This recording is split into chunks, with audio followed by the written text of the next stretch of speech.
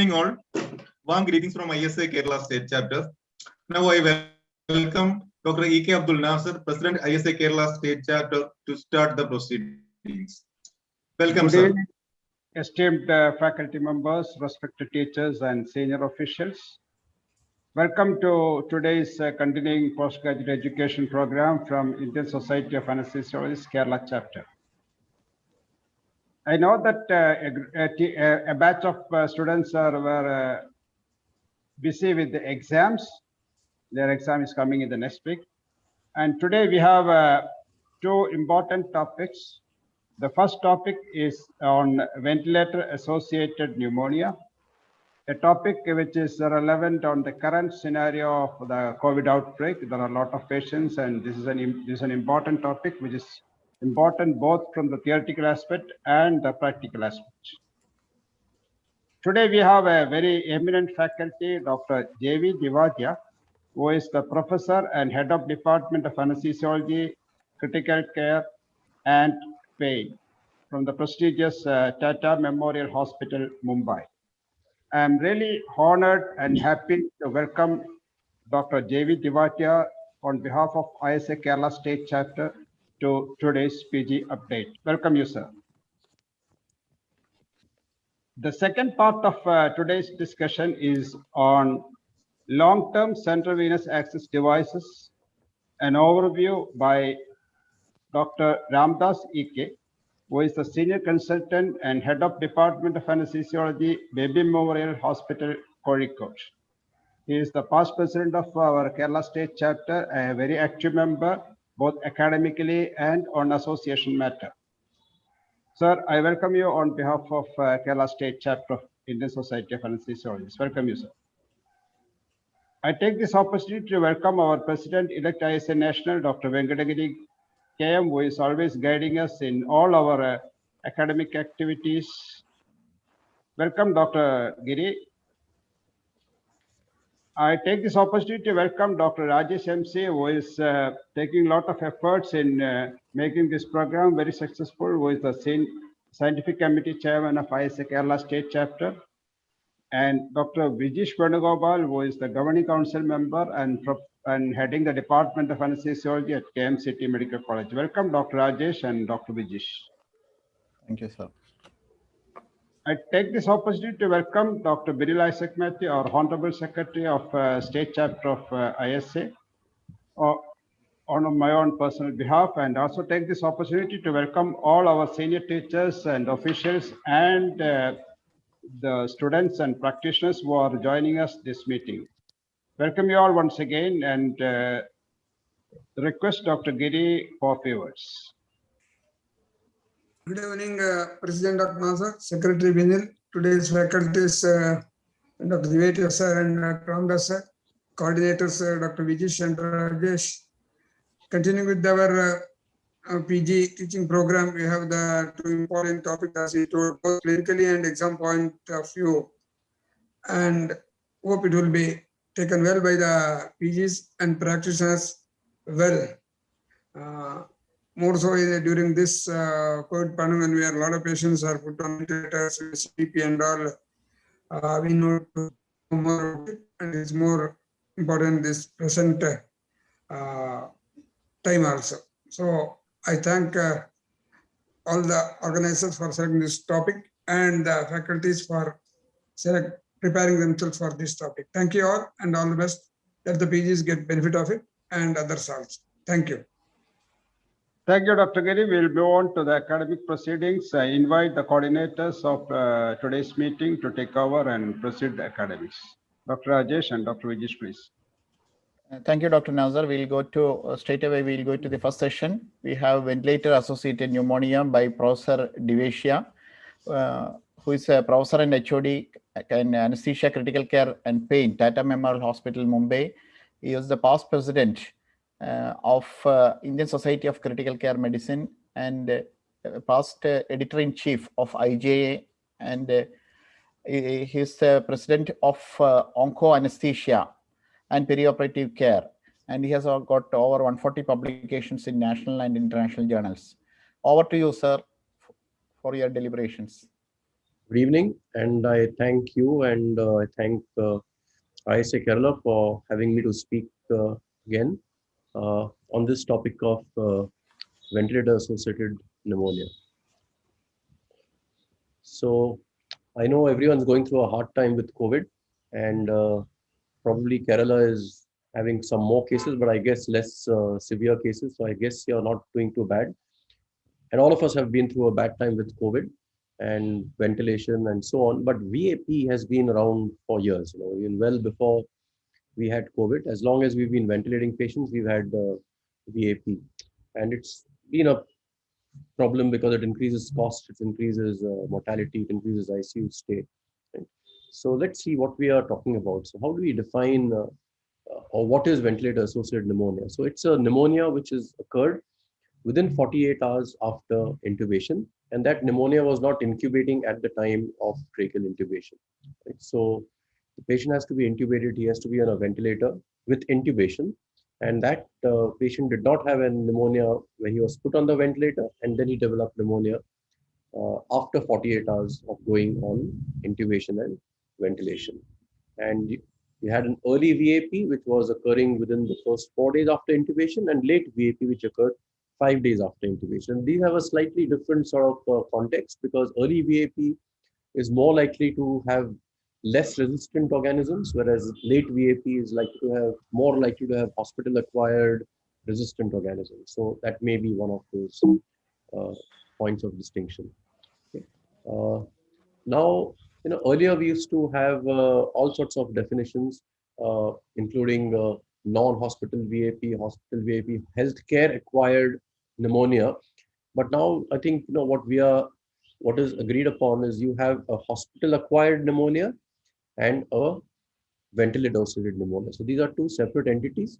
So a hospital acquired pneumonia is a new pneumonia that develops more than 48 hours after admission to the hospital in non-intubated patients. So this could be a patient in the wards who's admitted in the wards and gets a pneumonia after 48 hours, not as in the ICU, that this is a hospital-acquired pneumonia. You could get patients who could be in the ICU who are not ventilated, and after 48 hours after being in an ICU and not being on intubation and ventilation, they get a pneumonia, and that we call as a ICU, non-ventilator associated pneumonia, right? So you could have a pneumonia in a hospital-acquired pneumonia in a non-ventilated or non-intubated patient, and the ventilator-associated pneumonia is the one which you get in a intubated patient after 48 hours of intubation. Now, there's just one point here, that there may be situations where the patient has been intubated, he's been extubated within 48 hours, and then gets a pneumonia 1 or 2 days later. Now, that is also a ventilator-associated pneumonia, right? Because it has occurred after 48 hours of the initial intubation. So now, so when you want to sort of make that distinction, you've got nosocomial respiratory tract infections, and these may be lower respiratory tract, which are not pneumonia, right? So you don't have infiltrates in a chest X-ray, which is often referred to as tracheobronchitis. You could have tracheobronchitis, or you could have a nosocomial pneumonia. And earlier we used to say the ventilator-associated pneumonia, a non-ventilator-associated pneumonia, and healthcare-associated pneumonia, which is seen in patients, even in the community, for patients who had exposure to the healthcare system. So those who've been to a hospital, those who've received antibiotics in the past, those who've been receiving dialysis or chemotherapy. So they're not admitted to the hospital, they've had contact with the healthcare system. But recently, the Infectious Disease Society of America said that, these behave almost the same as community-acquired pneumonia. And essentially what you have is a ventilator-associated pneumonia and what we call as a hospital-acquired pneumonia, right, in non-intubated patients. And, so why do you get a hospital-acquired or a ventilator-associated pneumonia? It is because there is purulent mucus which is accumulating and getting down into the lungs. And this mucus can accumulate either because the patient has poor chest, poor efforts to cough, he cannot cough well, he's not getting adequate physiotherapy, he's got poor mouth care, so the mouth organisms may trickle down, he's got oropharyngeal colonization, or he may be sedated, or he may be unconscious for some reason, right, after a stroke or something. Or he may have delirium, all of which makes it difficult for him to cooperate with coughing and physiotherapy, which leads to accumulation of purulent mucus, which goes down in the respiratory tract into the lungs and causes a pneumonia. And this can happen, like I mentioned, in the ward, or it can happen in the ICU in non-intubated patients. In the ward, if it happens, we call it as a hospital-acquired pneumonia. In the ICU, also it is in a non-intubated patient, we would call it a hospital-acquired pneumonia, but some would say it's a non-ventilated ICU-acquired pneumonia. Now, if this patient in the ward deteriorates, he may actually need ventilation, and this patient is not a ventilator-associated pneumonia. He is a ventilated hospital-acquired pneumonia. A patient in the ICU who gets intubated, who gets ventilated, gets a pneumonia 48 hours after intubation is a ventilator-associated pneumonia. And these pneumonias, these ward pneumonias, who then get ventilated probably have a slightly worse prognosis than these pneumonias, right? Okay, what is the incidence of ventilator-associated pneumonia? It varies. It depends on the type of population you're studying. It depends on the country that you're looking at, right? So it affects about 5 to 40% of patients receiving invasive mechanical ventilation. And of course, the longer you ventilate the patient, the more the chances of getting a ventilator-associated pneumonia. And we've seen that in COVID, especially because we know that patients get ventilated for a fairly long period nowadays. So the risk of VAP increases as the duration of ventilation increases. So the peak seems to be between 5 and 9 days of ventilation. But like I mentioned, the cumulative incidence is related to the total duration of mechanical ventilation. Now in America, the incidence is very low. It's 1 to 2.5 per 1,000 ventilator days. So, and when you talk of incidence, one way of saying is so many percent of my patients who are ventilated got pneumonia. But you could also actually say, expressed in terms of 1,000 ventilator days, because that takes into account the number of patients as well as the number of days a patient is on ventilation. So if one patient is on a ventilator for 10 days, then this is actually 10 ventilator days, right? So that's how you sort of account for the number of cases of VAP. So in the US, it is 1 to 2.5 cases per 1,000 ventilator days. Now, it could mean that their care is fantastic and their patients are not getting nosocomial pneumonias and ventilator-associated pneumonias. But I suspect part of the reason is it's not being reported as a VAP, because in the US, insurance does not pay if the patient gets a infection in the hospital. So if you say this patient has got a VAP, you will not get paid for the care of the patient. So you have to call it somewhere else, something else. So that may be one of the reasons. And of course, the care is probably quite good. In other high-income countries, in Europe, for example, we still get lots of reports of VAP, and there the incidence is 9 per 1,000 ventilator days. And in low and middle-income countries like ours, it's about 18.5 per 1,000 ventilator days. So it's almost double what you see in Europe and many, many more times what you see in North America. Some patients, the special populations like cancer patients who are immunosuppressed, who receive chemotherapy and so on, their incidence is probably even higher. And in some reports, it is almost 24 per 1,000 ventilator days. So the incidence is variable. It depends on the type of patient, the severity of illness, the underlying illnesses, the comorbidities, immunosuppressed state, and also probably the country and the type of country that you're looking at. Male gender seems to be an independent risk factor. In studies, when you adjust for severity of illness, age does not seem to be a major factor associated with the risk of developing VAP. But what seems to be important is the underlying severity of disease. So patients who are more severely ill are more likely to get a VAP, and those who've got underlying diseases and underlying comorbidities like COPD, liver disease, are more likely to get VAP. So for example, cancer, trauma, and COPD patients have been shown to have a higher incidence of VAP. What are the outcomes? So what we need to know is what is the attributable mortality. That means if the patient, everything had been the same, the excess mortality which is produced because the patient developed a VAP. And it is difficult to actually get this information if you just simply compare the mortality in patients who had a VAP versus those who did not have a VAP. May not accurately reflect the attributable mortality because the severity of underlying illness may be different, age may be different, comorbidities may be different. And in many studies, when they've adjusted these sort of differences, they've not found a huge difference, but the attributable mortality is anywhere from 9 to 13%. So you can get about a 13% extra mortality because of VAP.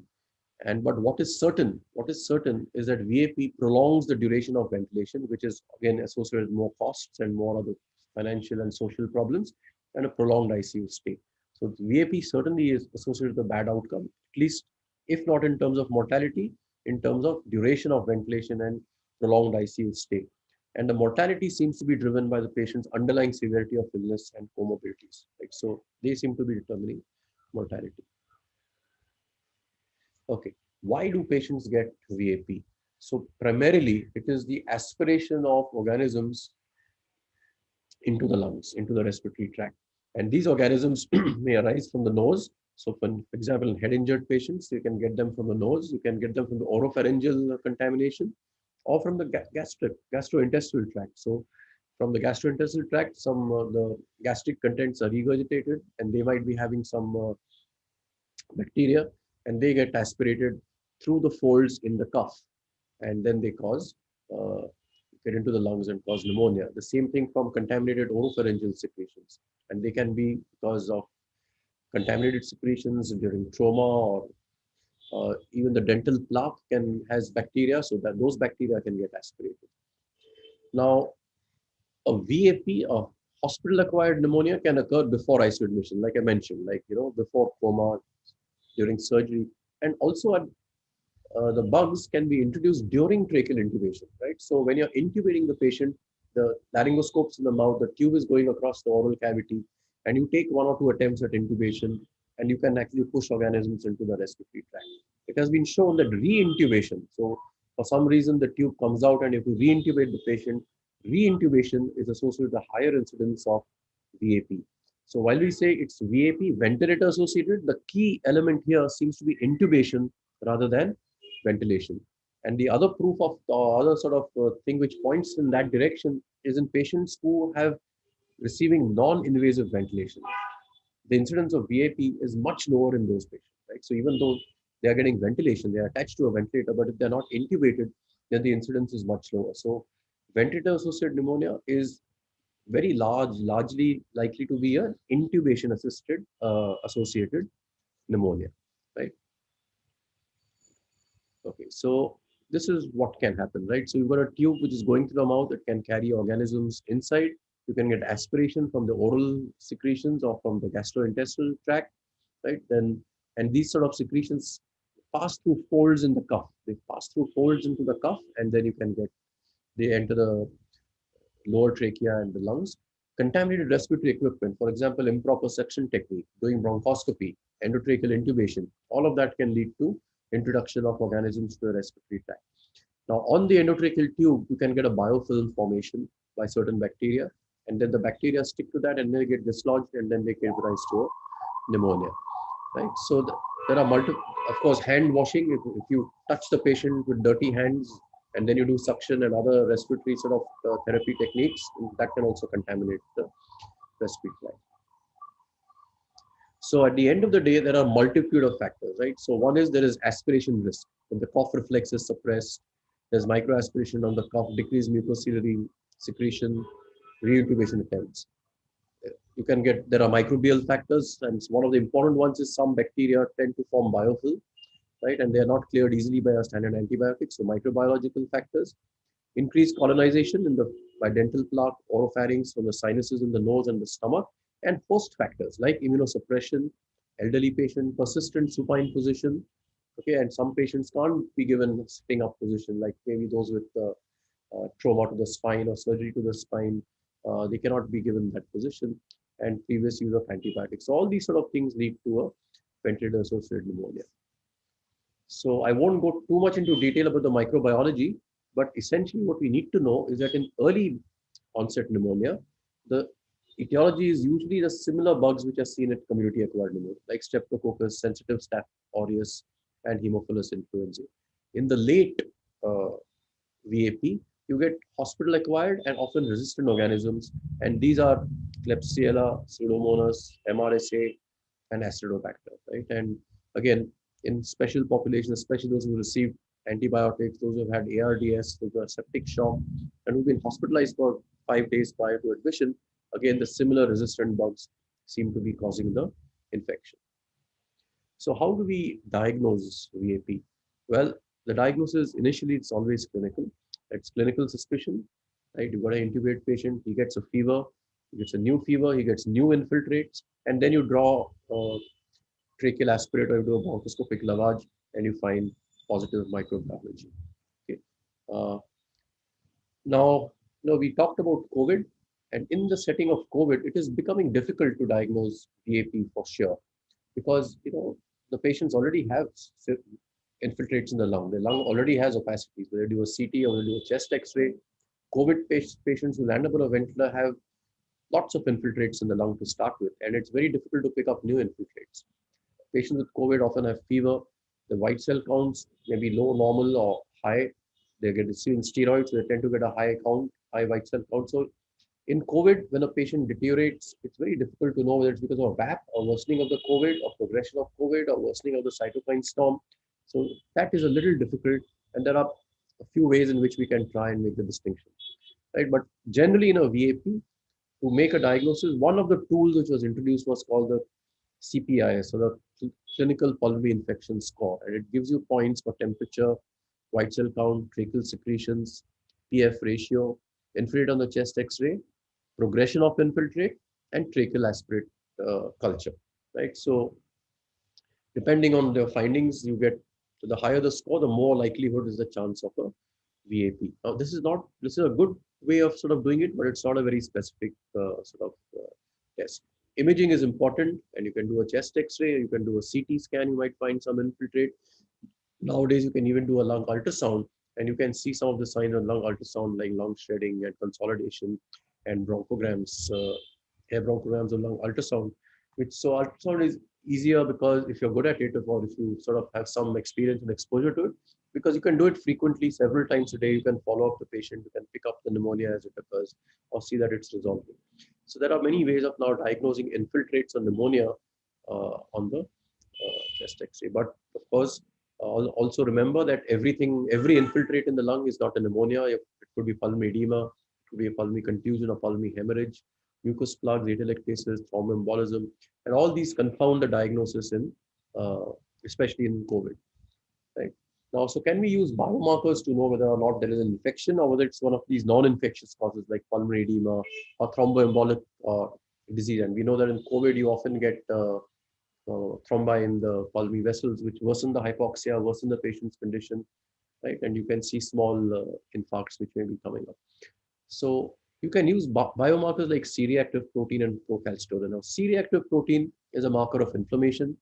Procalcitonin usually suggests the presence of a bacterial infection. So if you've got a procalcitonin level which was normal earlier or low and has gone up, it suggests the presence of a bacterial infection. So that can help you when the infiltrates are ambiguous or it's difficult to identify a new infiltrate.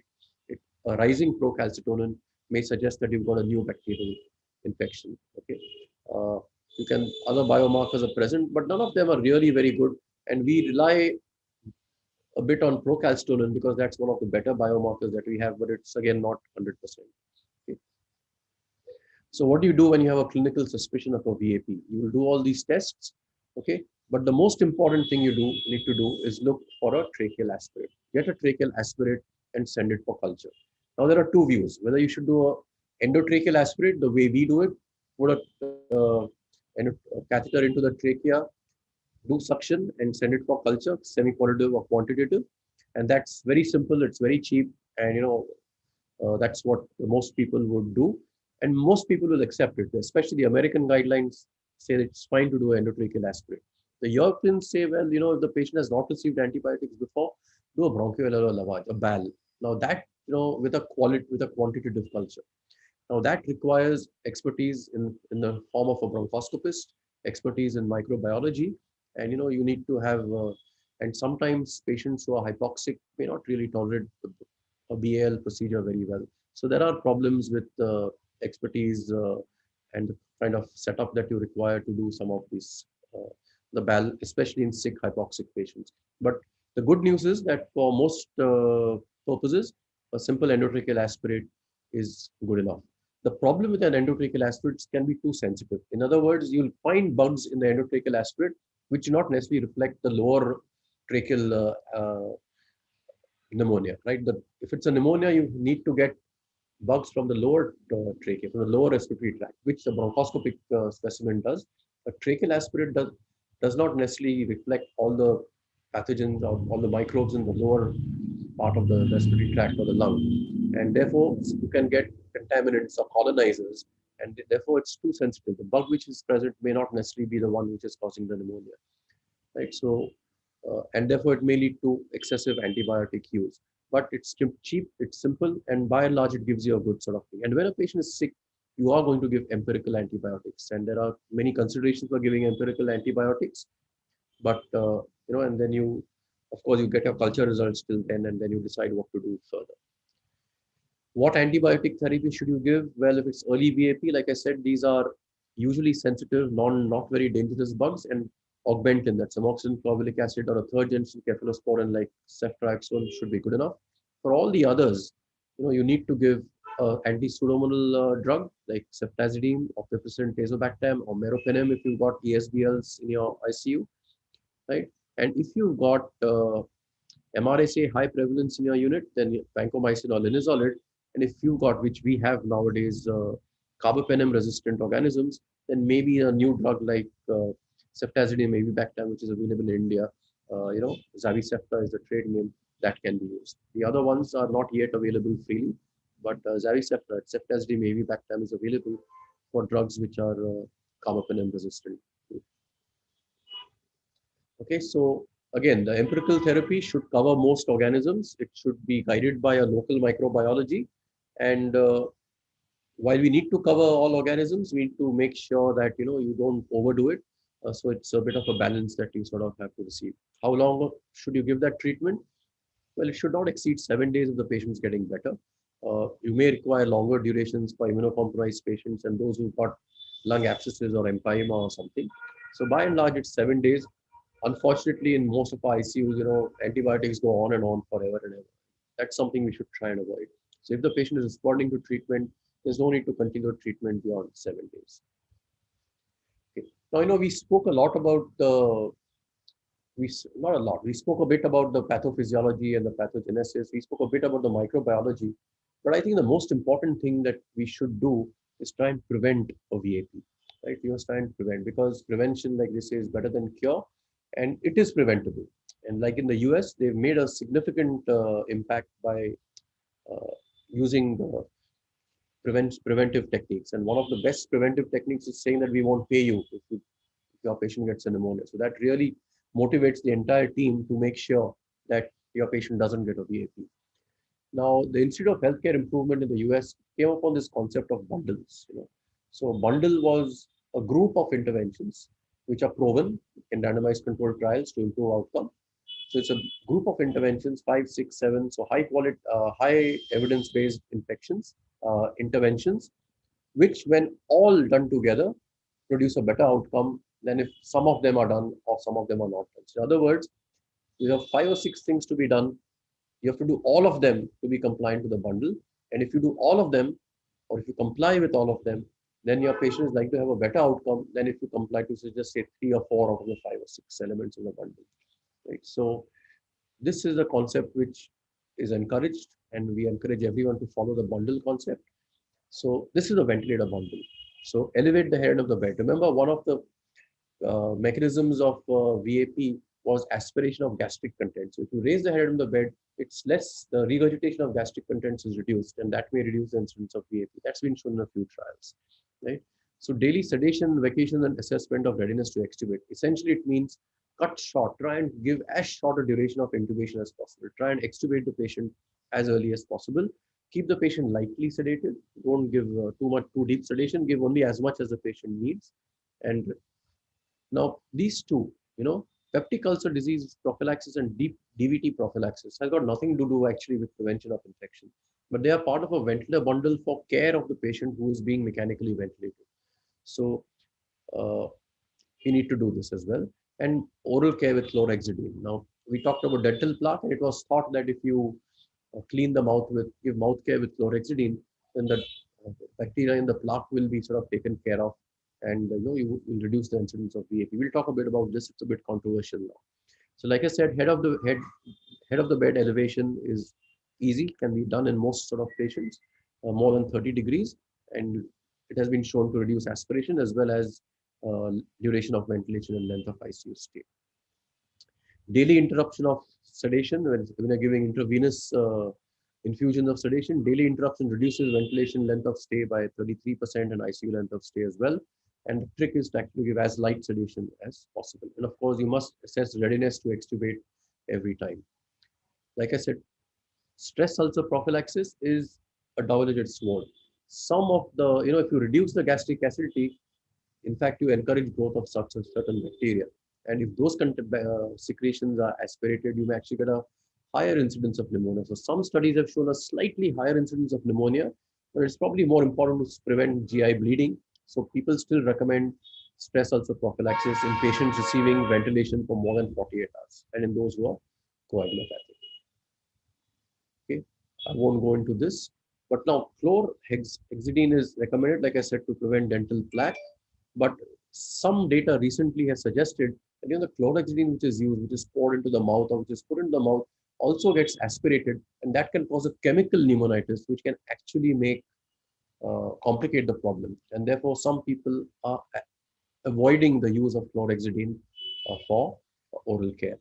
Okay. Now there is a bundle, the Scottish bundle. Now again, and what they say is try and use non-invasive ventilation, right? So avoid intubation if possible.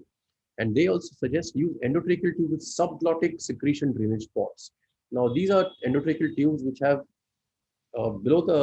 just above the cuff, they've got ports which can be attached to suction, right? And so all the secretions that are trickling down above the cuff, when they accumulate above the cuff, they can be sucked out from the trachea itself and don't allow those secretions to travel down. And so that's a very important intervention. There is good evidence that this works. Okay. Now there has been this consortium called the ionic, or the International Nosocomial Infection Control Consortium, largely made of from countries which are middle income and lower middle income and low income countries. So this data and their recommendation is extremely relevant and important to us. And many hospitals in India, including ours, are part of this ionic sort of collaboration. And they have a slightly more detailed bundle to prevent ventilator associated pneumonia. So apart from the ones which are there in the IHI bundle, there are lots of other things they ask us to do. So make sure your tubings and water traps are free of fluid and secretions. Make sure there is no air leak around the cuff, because if your cuff is leaking, and then not only air, but even your secretions are trickling down, right? Subglottic suction, endotracheal tube or tracheostomy tube is recommended. Enteral nutrition is advised. Aseptic aspiration technique, and this is important because in the West, the aseptic aspiration technique is taken for granted. But in many of our ICUs, especially in the smaller towns and this thing, all nurses and all the technicians are not necessarily follow the aseptic technique very well. So they insist that the aseptic technique be used. HME filter, right? A heat and moisture exchanger filter. So that sort of helps to prevent some bacteria and viruses from getting in, and a closed aspiration system. So to get away from the problems of an openness, of introducing a new catheter every time, disconnecting the tube, putting a new catheter, closed suction system works well because it reduces the amount of time to disconnect and reinsert a catheter. So they recommend a closed aspiration system. The other elements are the same. Okay. Now, like I said, this oral care with chlorhexidine may be harmful, and so therefore that is now optional, or in fact not really necessary. So the most important things that we need to focus on are, one is avoiding intubation, but that doesn't mean don't intubate when necessary, right? But if you can get away with non-invasive ventilation or high flow nasal oxygen, that is best, right? Minimize exposure to invasive ventilation by using high flow oxygen or non-invasive ventilation. Use the care bundles, use light sedation, try and use spontaneous breathing trials to get the patient extubated early, and early immobilization. So all these things sort of seem, and essentially you can see that they're all focused towards getting the tube out as fast as possible, avoiding intubation altogether. Now, one of the things is that, we all know what to do, right? We know that these are the things we need to do. We know all the elements of the ventilator bundle. The real key in actually reducing VAP rates in your ICU is to implement these things. And how you implement it, how you build a culture of infection control, what sort of mechanisms you have education, you can teach everyone. But at the end of the day, a whole ICU team of nurses, technicians, doctors, they have to get together and make sure that, everything is done that needs to be done. And you have to have mechanisms to simplify and facilitate implementation of these bundles. And different ICUs have got different ways of doing it. Now in our ICU charts, the daily monitoring charts, we have all these bundles, elements, and the nurses or technicians are supposed to tick what they've done. So it serves, one is as an sort of audit tool, so we know what's been done. It also keeps reminding people that these are the things that need to be done, right? So that's one of the things we can do. And now as part of ionic, we sort of also keep track of all this sort of data for every patient we see on every day, which sort of things, elements of the bundles are being implemented or not being done, right? And same thing with hand hygiene, we keep track of hand hygiene and we monitor the compliance rate. So this is our compliance rate with the ventilator care bundle. So when we start in 2013, it was quite poor. It was just about 78%. We've now come up to about 90% in 2018, right? And then we also calculate the incidence of ventilator associated pneumonia. And like I said, it is per 1,000 ventilator days. And as you can see over here, when we started off many years ago, our incidence of VAP was really very high. It was 19.6 per 1,000 ventilator days. This is the ionic benchmark, around 13, right? So the benchmark for the lower middle income countries, that's the median sort of thing, is 13. For the US, it is 1.6. So the benchmark of the lower middle income countries, the ionic benchmark is 10 times almost that of the US. And ours initially was higher than even the ionic. But then after implementation and education and implementation of all these things, we've actually come down quite a lot. And in 2018, and it was 6.6. It was much per 1,000 ventilator days. So it was much lower than the 13 of the ionic, but much higher than the 1.6 of the US. And we're even a little lower in 2019. And this doesn't work only in individual ICUs, it works across the country. And this is a study from India. And you can see that again, and this is in 21 ICUs in 2000, in a 7-year period. So they had a baseline period where they sort of collected and found out what was the incidence of VAP. Then they introduced a bundle with surveillance, process surveillance, all the things that we were doing. And they introduced the bundle and all those things. And then they found that after 7 years of all this, they found the incidence of VAP, which is 17.4 per 1,000 ventilator days, has come down to 10.8 per 1,000. So 35% reduction, 38, almost a 40% reduction, which is remarkable. So it is possible in India, in our ICUs, to do this, and all of us must sort of try and achieve this. So just to conclude, VAP remains one of the most frequent ICU-acquired infections and can contribute to an increased mortality. We should make the diagnosis based on clinical, radiological, and microbiological evidence. Antimicrobials should be given. Try and limit the duration to as short as possible, and preferably just about 7 days. And large trials are needed to get more data on preventive techniques. As of now, the bundles is the way to go. Right. So thank you very much for listening, and I'll be happy to take questions.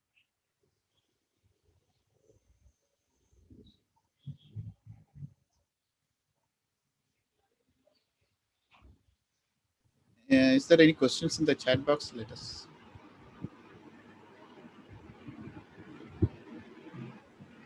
There is no questions in the chat box.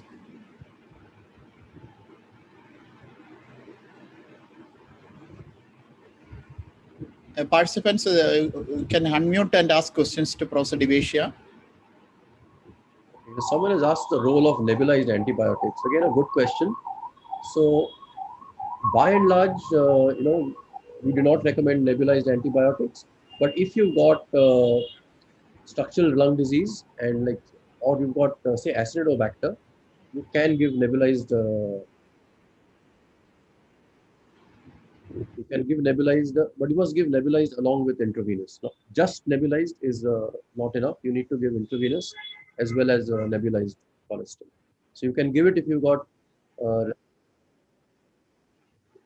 acidobacter or those kind of bugs which respond to cholesterol. So you have to nebulize in addition to IV antibiotic, IV. In addition, not just IV, not just nebulized, because that establishes the gradient between the blood and the tracheobronchial secretions, right? And so then you get a local action as well. Sir, in long-term ventilation, if you think that the patient is unlikely to come out of ventilator, in a week or so. So at what point is the decision to take tracheostomy? Like, what is the protocol? What is the definite protocol to? So it again, it depends. And I don't think most people would delay a tracheostomy for at least 7 days and would start thinking of a tracheostomy after 7 days. And if the patient after 7 days, every day you would sort of see if you're failing weaning trials, you might consider doing a tracheostomy. Definitely around 10 days to 2 weeks, many patients would get a tracheostomy. A few patients might get them earlier. For example, someone who's head injured, who's deeply unconscious, might even get something at 4 days or 5 days. But 7 to 10 days is the sort of time when we start thinking of a tracheostomy. Now, whether tracheostomy makes a difference to outcomes is, it's been attempt has been made in various trials to sort of look at it. Some trials have found no difference at all. The odd trial has found that it may reduce the incidence of VAP, it may reduce, but most would say that there is not much effect on weaning and or pneumonia or mortality. Now, I suspect in our situation in ICUs, especially when nursing is a bit of a problem where you don't have as many nurses even for ventilated patients, the nurse-patient ratio is not optimal. It may be that a tracheostomy may help in many situations. Right? So I guess a tracheostomy we should not delay a tracheostomy too much, around 2 weeks, or 2 or 3 weeks, but somewhere between 1 week and 2 weeks, you need to start thinking of a tracheostomy. And that will depend on what is wrong with your patient, why he's on a ventilator, and how he's progressing and responding to spontaneous breathing trials. So I don't think there's a formula, but there's an approach to when you would consider a tracheostomy in these patients. Okay, sir. If you're not not planning tracheostomy, when do you want to change the endotracheal tube? How long can you keep one single endotracheal tube in one? I don't think there is need to change endotracheal tube because of fear of infection. In fact, like I mentioned, if you re-intubate, there is also a chance of introducing more bugs when you re-intubate the patient. But so as long as the tube is functioning well, as long as it's not blocked, as long as it's not dirty, you can keep the tube in. There's no need to change the tube every 4 days or every 2 weeks or every 1 week. You can just keep the tube. And the same applies for tracheostomy tube. In fact, tracheostomy tubes are easier to handle because after a few days, you can take out the tube, you can clean it, and you can put it back. So I don't think there is any need to change tubes unless they are blocked, non-functional, or obviously dirty.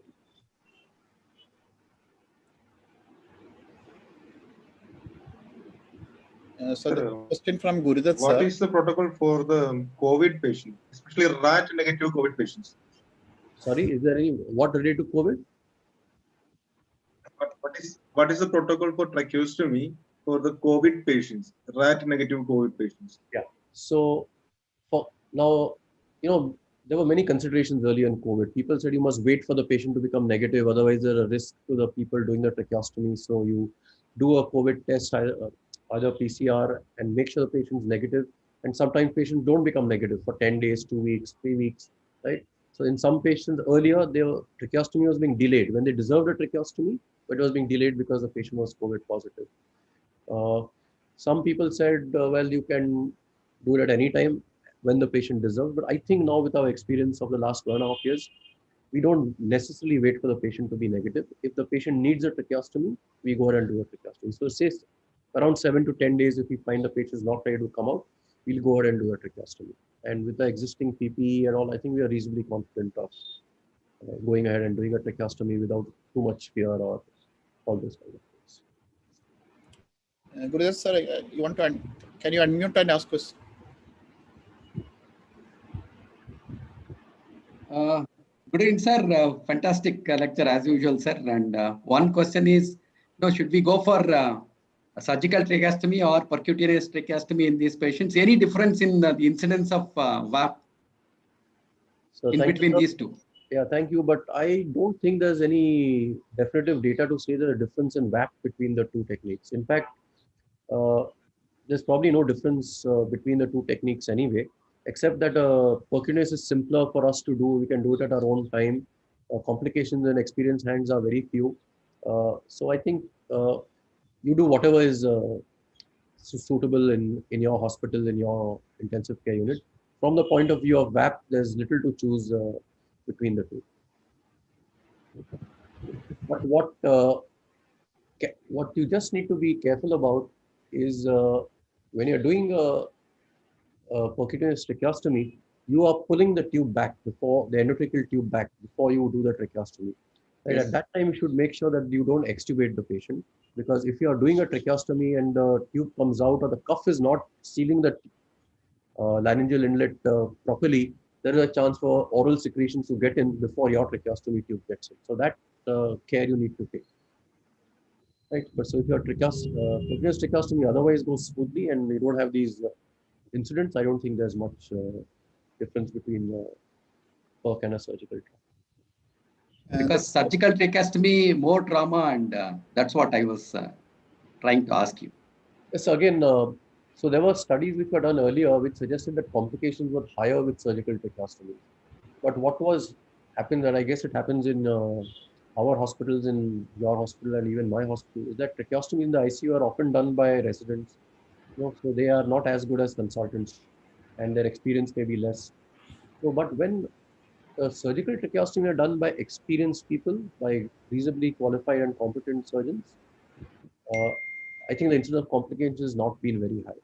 So if you compare equally qualified people doing percutaneous tracheostomies and equally competent patient doing surgical, there is not that much difference.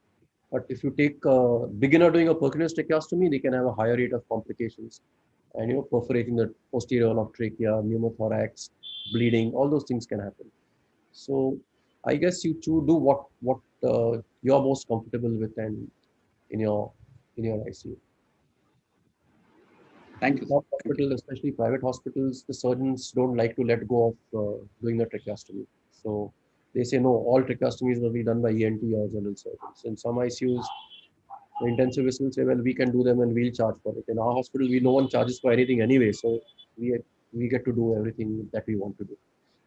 So because in our hospital, surgical tracheostomy, we shift the patient to OT and then we do there. Yeah. Percutaneous, we do in the ICU itself.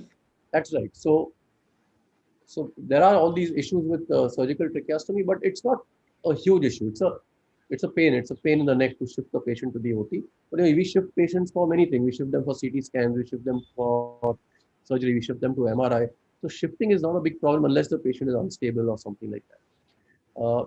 And our surgeons don't like to do tracheostomies in the ICU. So in the ICU, it will always be a surgery. It will be a percutaneous tracheostomy. If the patient has to have a surgical, even in our place, they will go to the OT for a tracheostomy. Okay, sir. Right. Thank you. There is a question regarding significance of positive candida culture in respiratory tract. Commensal or any significance? I think it's a very good question. And candida pneumonia is actually very, very, very uncommon. So most of the times, the candida that you see is a contaminant or it's a colonizer. And very often it could have come from the oral cavity as well. So esophageal thrush and candida at the back of the tongue. So just a candida which is present in endotracheal secretion does not need treatment. You don't have to give antifungals. But you need to keep in mind that if you have candida at multiple places, like you have, say, candida coming out of a drain, candida coming out of the endotracheal tube, candida coming out from a third sort of place, if you have multiple sites of candida, then you need to treat the candida. But otherwise, just an isolated candida coming out from the tracheal aspirate does not need treatment. Aspiration pneumonia, how to approach management? I guess the management would be reasonably straightforward. For example, most VAPs are in some ways they are an aspiration pneumonia. But if you're talking of a big aspiration, like someone vomits and there's a whole lot of material which has gone in or something like that, then of course you got to intubate, restore ventilation. If chunks of solid material or food or something have gone in, you may need to do a bronchoscopy. Otherwise, you don't need to do anything more than a simple suction if all liquid material has gone in. Antibiotics may be required if the patient has fever, develops fever. Prophylactic antibiotics, probably not unless contaminated material has been aspirated. Okay? And I don't think you should give steroids empirically upfront for aspiration pneumonia. So all that can be done if the patient, so antibiotics if the patient develops fever, and then you need to cover for anaerobes, especially if the patient's taken from the oral cavity, so the oral anaerobes, so clindamycin may be a good drug. The penicillins are good drugs. So by penicillin, I mean the piperacillin, tazobactam, meropenem, they are good drugs. So all those could be used.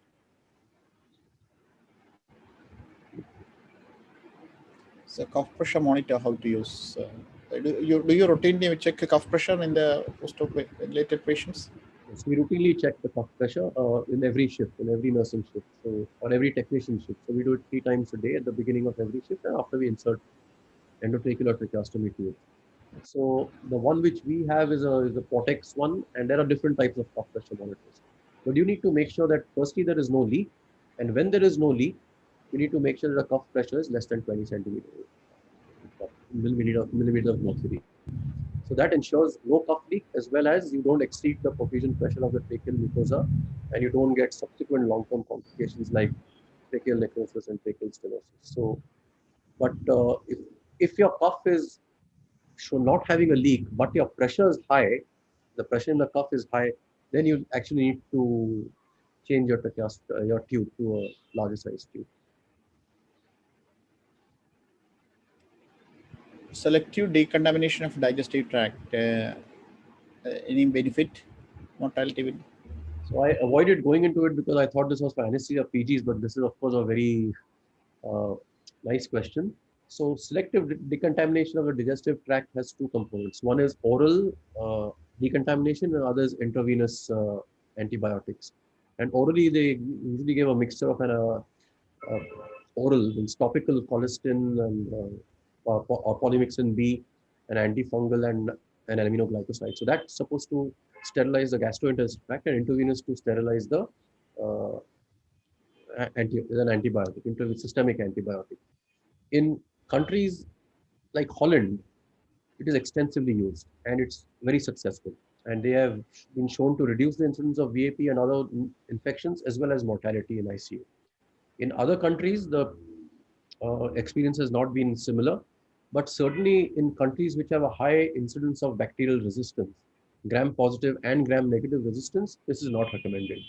So I think at least in our ICU and many ICUs in India, where the incidence of the background rate of bacterial resistance is high, I don't think it is a good strategy. And certainly it's where gram-positive resistance is high with MRSA and so on, it's certainly not a good strategy. So I would say that it's interesting, it's nice. If you're working in Holland or you're working in one of the European countries, you might find people using it, but not in most countries, especially in India.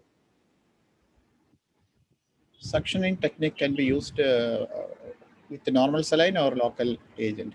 No, normal saline. You just use a bland normal saline. You don't need to.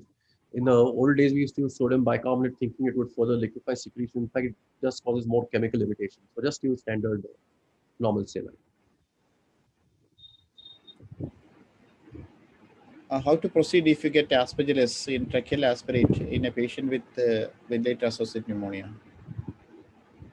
That's a tricky question. I mean, so if you get frank aspergillus, then maybe you'd have to consider treatment with voriconazole if there were patient factors also, like if the patient was immunosuppressed, was hematological malignancy, neutropenic, receiving steroids, then you might consider treatment of aspergillus, but otherwise you would not want to treat it.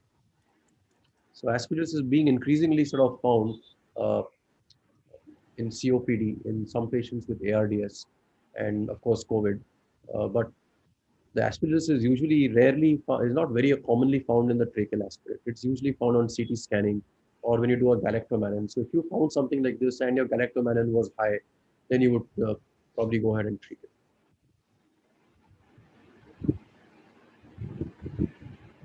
And the drug would be voriconazole. Drug of choice would be voriconazole. Alternatives would be posaconazole or liposomal amphotericin or something. So you said that the chlorhexidine mouthwash is not encouraged nowadays. Is there any substitute, or you use plain water or betadine mouthwash or anything? So again, betadine and the same problem may exist. You could get iodine going down and causing chemical pneumonitis. So I guess just plain water or normal saline, just keep the mouth clean rather than put chlorhexidine. Now, what it also depends on how you do it. In some cases, the nurses were actually putting lots of chlorhexidine into the oral cavity, 10 ml, and then they were letting it stay for some time and then sucking it out. That is probably harmful. But maybe if you just brush or put a cotton on the teeth, right? So they clean the teeth with a gauze or a swab which is soaked in chlorhexidine, that might be okay. But a full mouthwash in a patient who's intubated, who's unconscious, may actually cause these problems. But if the patient is fully conscious, he's able to gargle, then it's okay. So you just need to be a little careful. It's not a ban, but there's a potential problem with chlorhexidine. That's why it's sort of come off the bundle. It's become not something which has to be done all the time, because if you do it all the time, then some patients could be harmed. Is there any benefit or harm in using 3% normal saline, 3% saline for loosening respiratory secretions? I don't know. I'm sure there is no benefit. I'm not sure of harm, but there is no need to use 3% saline. So there's no need to use any hypertonic stuff because you may think you're only getting secretions out, but you're also drying out the cells in the mucosa, right? You're causing dehydration of the mucosal cells, and that's not something that you want.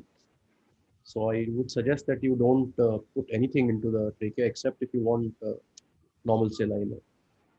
No sodium bicarbonate, no hypertonic saline, nothing.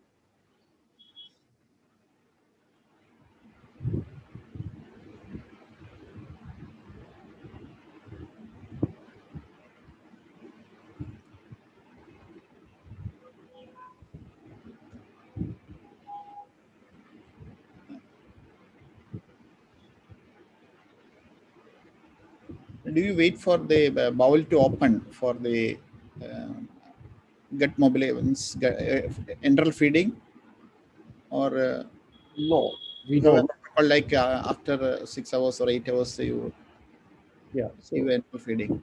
yeah, we don't. We don't wait for vowel sounds, because sometimes if you're not able to hear a vowel sound, it just might be some more wax in your ears.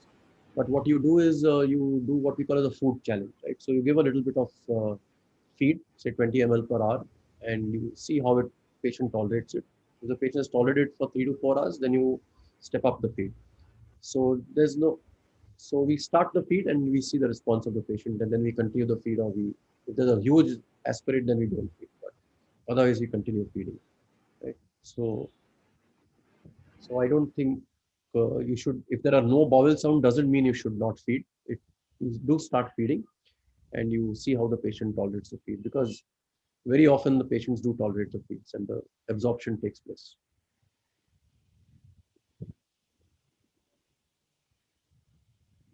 Thank you, sir. I think there is no more questions. Shall we go to next speaker? Thank you so much, Divesha, sir.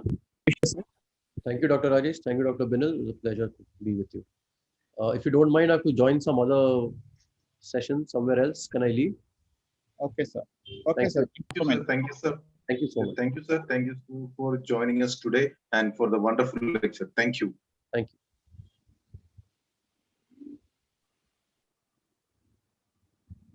And there is a small announcement regarding our next week's program. Dr. Rajesh, please.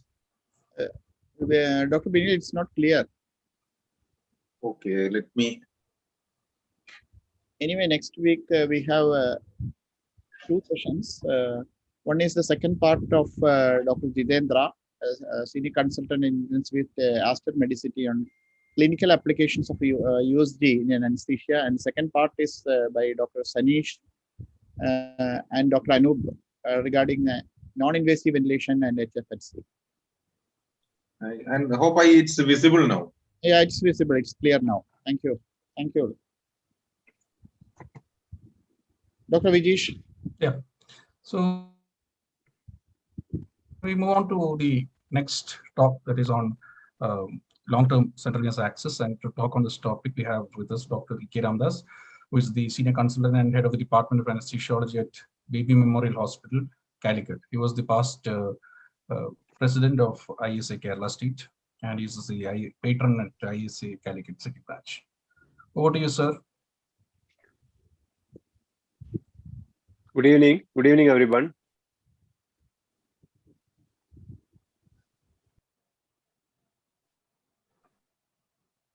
Is Dr. Binil sharing it? No, No, I'm sharing. So Rajesh is sharing. Yeah.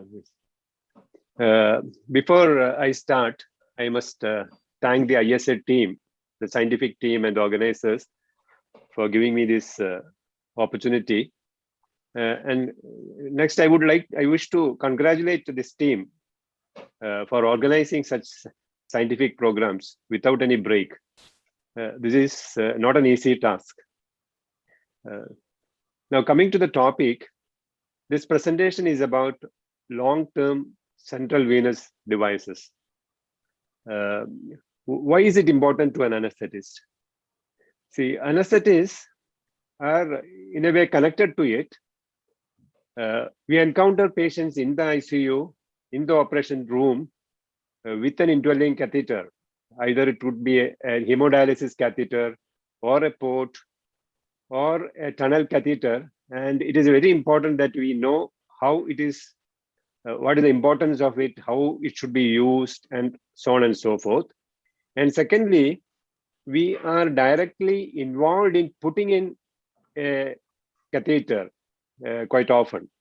In many centers, especially in our center, it is anesthetist who puts in a long-term catheter, both hemodialysis catheter or a port catheter to patients. Just because by virtue of our knowledge in the cardiovascular anatomy, and also probably anesthetist is an ideal person because he is always connected with ultrasound use and putting in catheters into the major veins.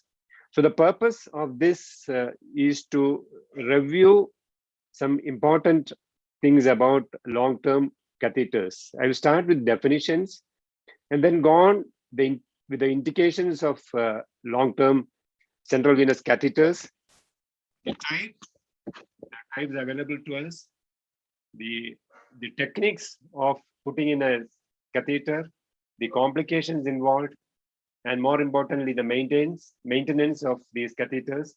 And ultimately, I will conclude the topic.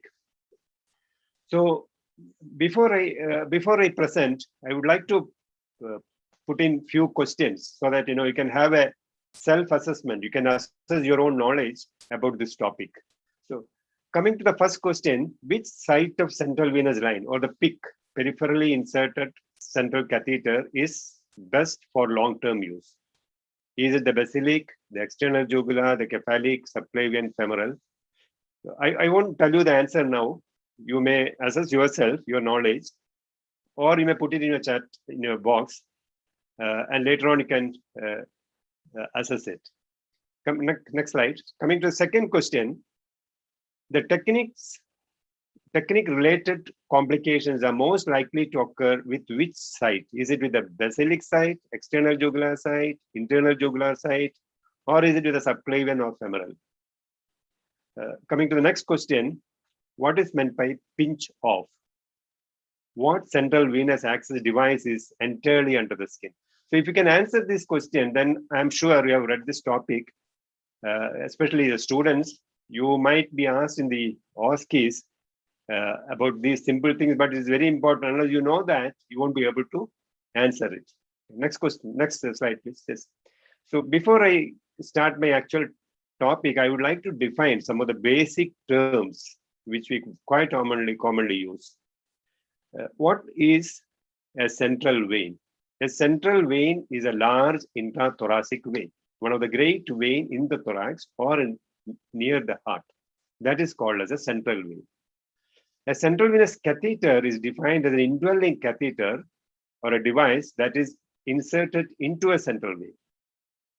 And long-term means a reasonable good definition of long-term is anything over 6 weeks. You call it as long-term.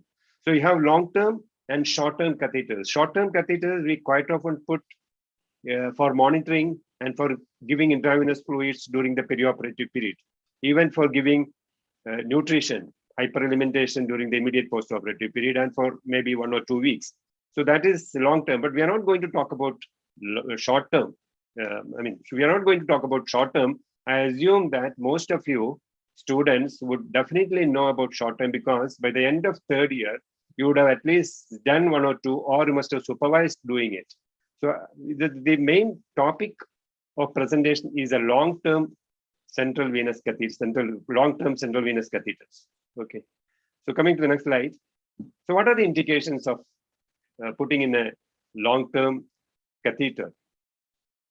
They are, number one, most important is the cancer chemotherapy. Cancer chemotherapy, especially the young ones, children, they are scared of, they have what is called as needle phobia. They don't, so we can't go on prick them every day for giving chemotherapy. And adults, once you use the vein, it gets damaged because of thrombophlebitis. So ultimately, you will not get veins to complete the course. So it is always better to have a long-term catheter in place so that you can continue the treatment for months and sometimes even years. Second indication is a long-term antibiotic therapy, especially infected prosthetic joints, bacterial endocarditis. You need to have a catheter which have to be placed for a long time. You can't have it in the peripheral veins because it will damage the vein and then you won't be able to do it.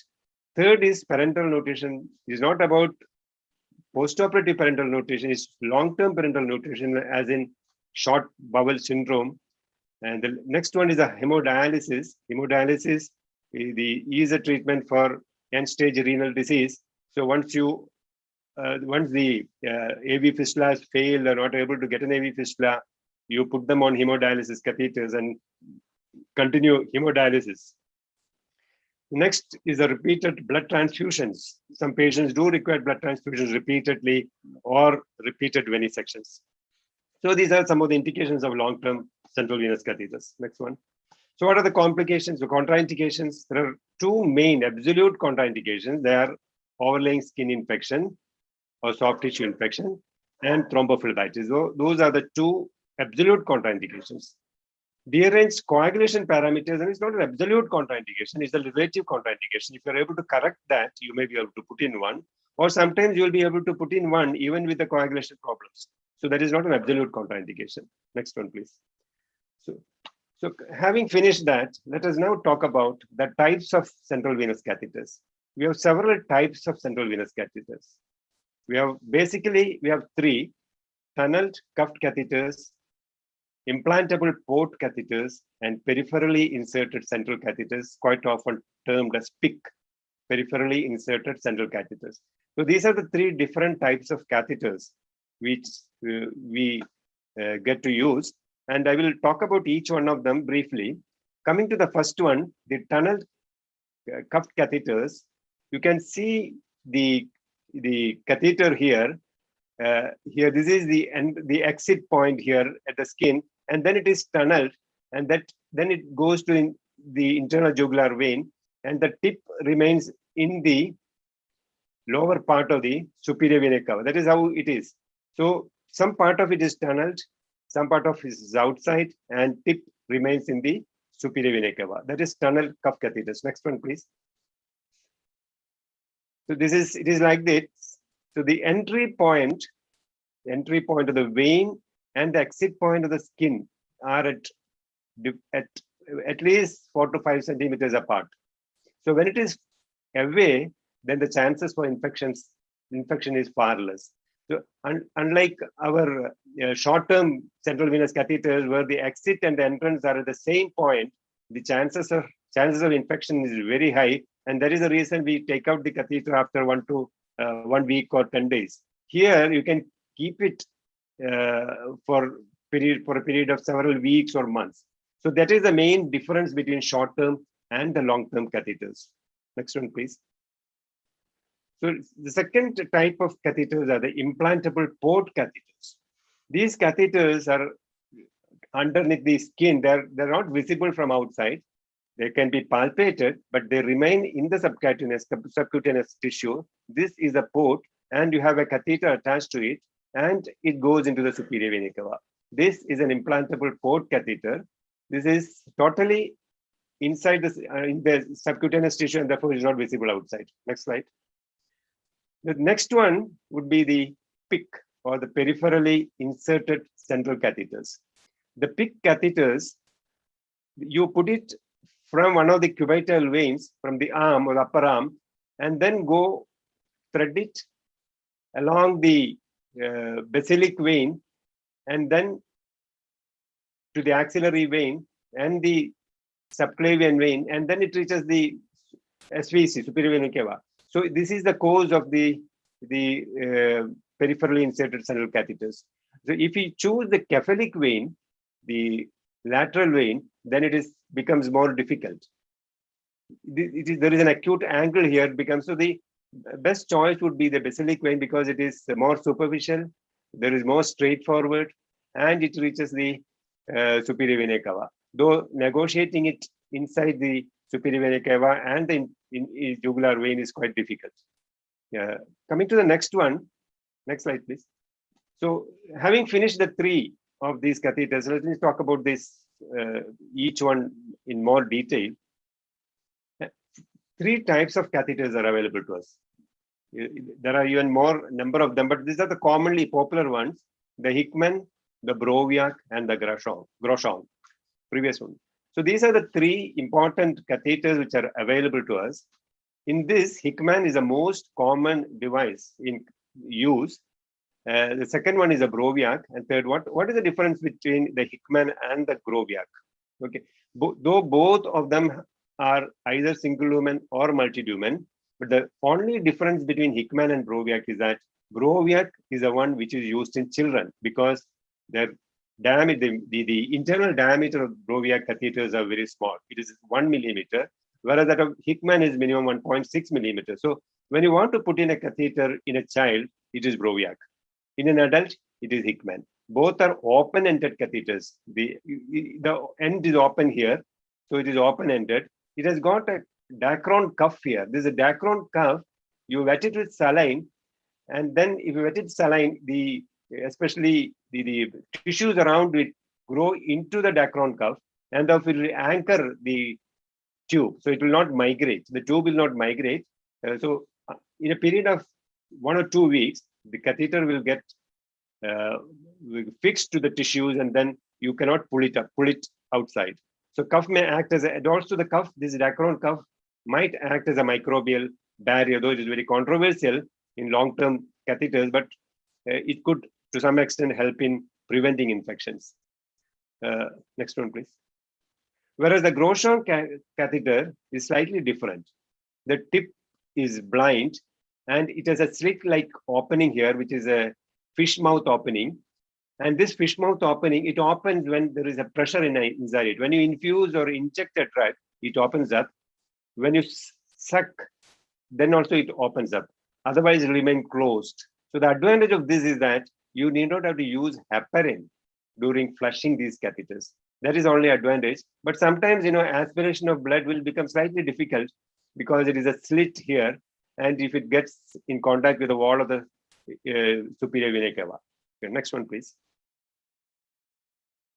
Coming to the ports are totally implantable devices.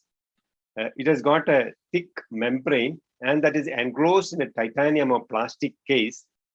They are implanted under the skin, like what we do for pacemaker implantation. It is then accessed with a special needle called the Huber point needle or non-coring, which is similar to one we use for the epidurals, the Tuohy needle, the Huber point needle. Next one, please. So I shall show you some pictures of port here. This is a port. This is made of either titanium here or a plastic material. And this is a membrane here. And since it is made of either titanium or plastic, it is MRI compatible.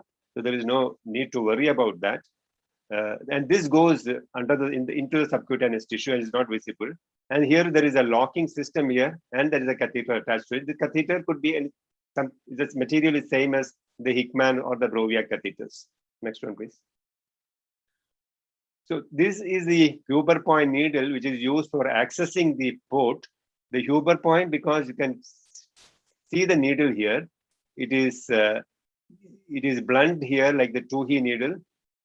And it has got a butterfly wings here, which can be fixed onto the skin. It has got a clip which you can close the catheter, and there is a connector here. This is a typical Huber point needle. This can be attached to the port. Next one, please.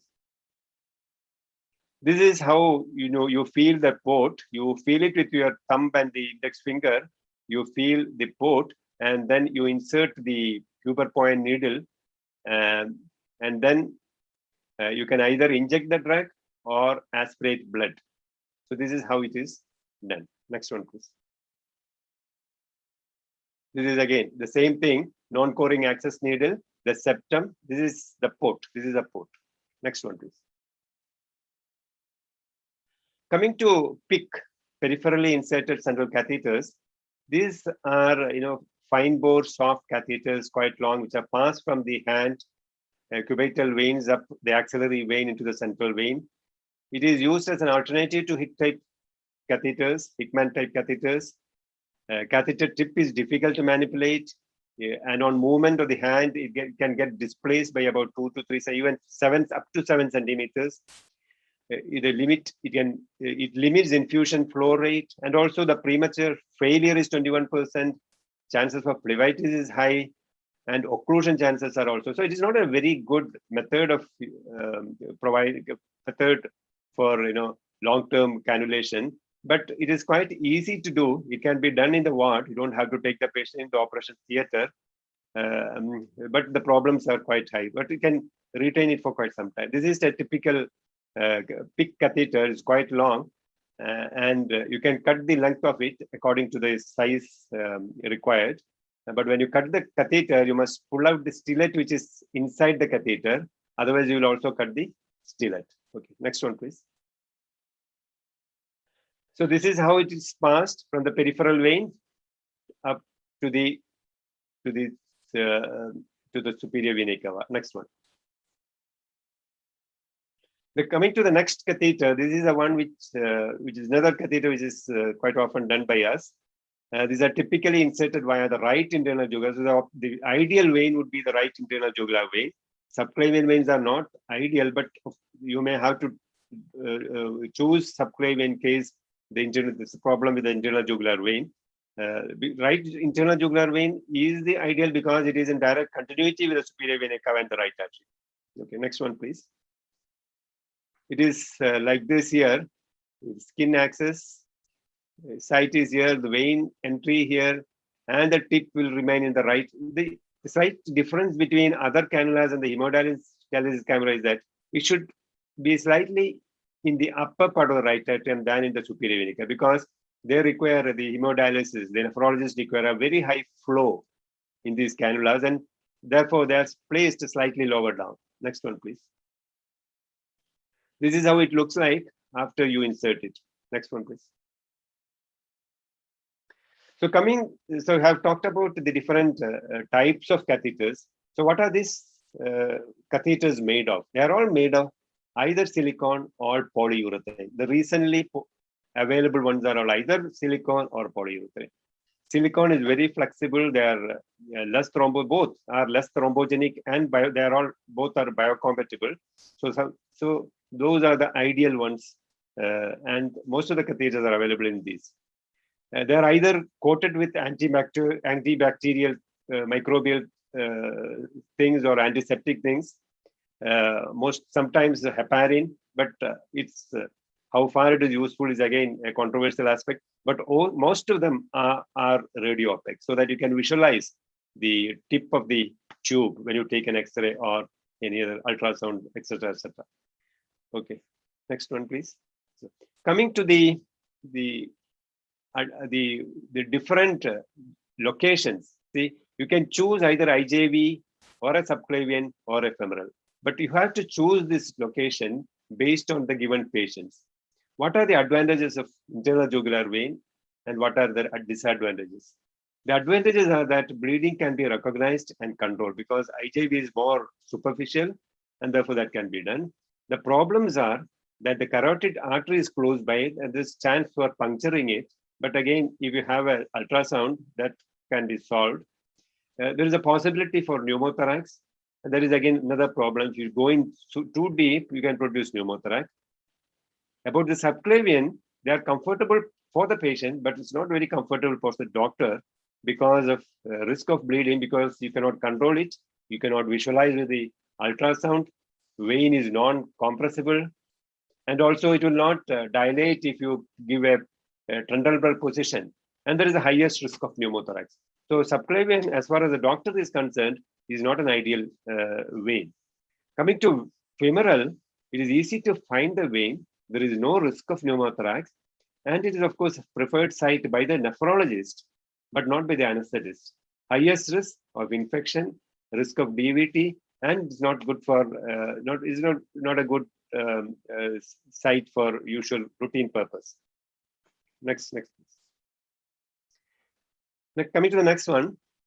So we know the site now. According to this as far as the site is concerned, the internal jugular vein is the ideal one. Now, which one? Is it the right one or the left one? So it is easier to insert right subclavian than the left one. That is number one. It is easier to insert the left peak than the right peak. These are because of the anatomical nature of these veins. Right internal jugular vein is bigger than the left, so that was related, and is also relatively straight. So right IJV is better than the left, unless the right there is some problem with the right, is thrombosed or there is infection, then you may choose left. There's a different question. But if you're given a patient, right would be the ideal one. Left-sided lines, the IJV or the subclavian, they tend to have higher chance of damaging the thoracic ducts because thoracic ducts remain on the left side. Femoral vessels are bilateral, so it doesn't matter where you choose on the right or left. Femoral vessels are both similar, but the right-handed person would like to choose on the right side. The left-handed person would like to choose it on the left side. In a patient with some sort of severe one-sided lung pathology, so let us say a patient has a right lung pathology, pneumothorax, then it would be better to take, it's always better to take a catheter on the right side because that side is already damaged. In case you produce a pneumothorax, it is on the same side. You're not invading the other side. Okay, next slide, please. Next one, please.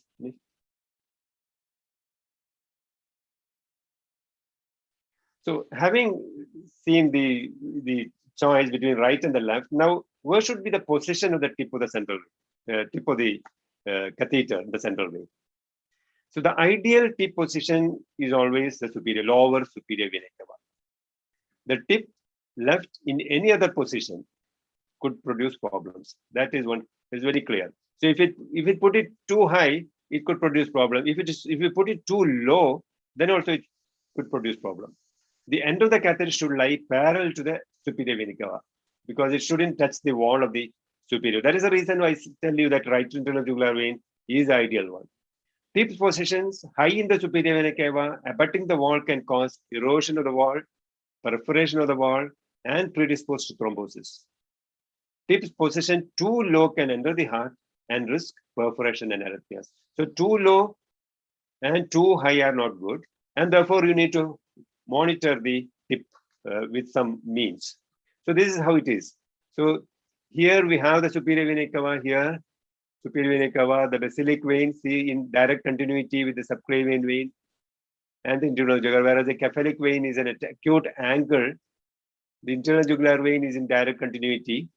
So the ideal portion is a zone A. The second picture where it is written zone A is the ideal position. So that is where the tip should be. Okay, next slide, please. Next one, please. So how will you check the tip? There are 4 methods of knowing the position of the tip. So you can know the position of the tip by chest radiograph. But if you're taking chest radiograph, it is not a real-time method. You have to do it after you insert the catheter. You may be able to do it once the patient is shifted from the operation room. And therefore, you may have to bring back the patient if you want to change the tip position. So that is not a real-time one, but that is quite often done. Second is a fluoroscopy. That would be the ideal one. If you have a C-arm or an image intensifier, but fluoroscopy, what I mean, you can do it at the time of putting in a catheter, and therefore you can actually visualize the tip. So that would be the ideal one. Third would be the intracavity ECG. Some of the catheters are provided with ECG leads along with the catheters. So you can connect it to your the monitor and see the waves. If your catheter tip is moving towards the right atrium, the P wave becomes larger and larger. And once you enter the right atrium, the P wave becomes biphasic. So looking at the wave, you can decide where your tip is. That is another method.